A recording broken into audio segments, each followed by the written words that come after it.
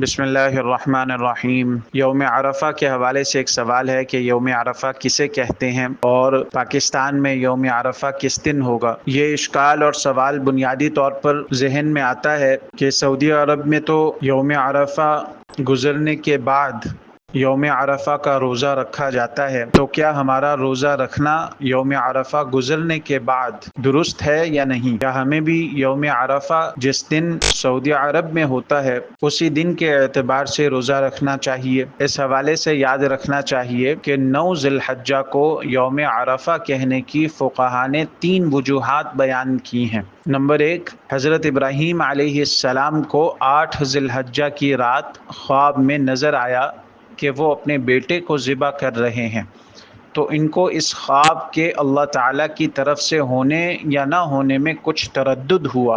پھر 9 ذی الحجہ کو دوبارہ یہی خواب نظر آیا تو ان کو یقین ہو گیا کہ یہ خواب اللہ تعالیٰ کی طرف سے ہی ہے، چونکہ حضرت ابراہیم علیہ السلام کو یہ معرفت اور یقین 9 ذی الحجہ کو حاصل ہوا تھا، اسی وجہ سے 9 ذی الحجہ کو یوم عرفہ کہتے ہیں۔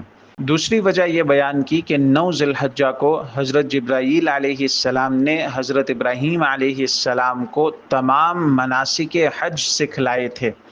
مناسک حج کی معرفت کی مناسبت سے 9 ذی الحجہ کو یوم عرفہ کہتے ہیں۔ تیسری وجہ یہ بیان کی کہ 9 ذی الحجہ کو حج کرنے والے حضرات چونکہ میدان عرفات میں وقوف کے لیے جاتے ہیں، تو اس مناسبت سے 9 ذی الحجہ کو یوم عرفہ بھی کہہ دیتے ہیں۔ ان اقوال سے معلوم ہوا کہ تسمیہ کے اعتبار سے یوم عرفہ کو صرف وقوف عرفہ کے ساتھ خاص کرنا درست نہیں ہے، بلکہ یہ مختلف وجوہات کی بنا پر 9 ذی الحجہ کا دوسرا نام ہے۔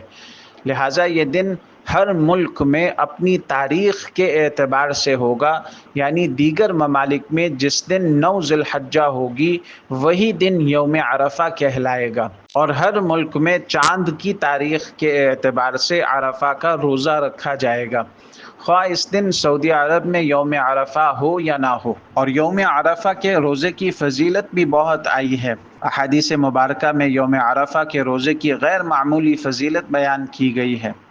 حضرت ابو قتادہ رضی اللہ تعالیٰ عنہ سے روایت ہے کہ نبی کریم صلی اللہ علیہ وسلم نے فرمایا، قیام یوم عرفۃ انی احتسب علی اللہ ان یکفر السنۃ التی قبلہ والسنۃ التی بعدہ، کہ مجھے اللہ تعالیٰ کی ذات سے امید ہے کہ وہ یوم عرفہ کے روزے رکھنے کی صورت میں گزشتہ سال اور اگلے سال کے گناہ بخش دے گا۔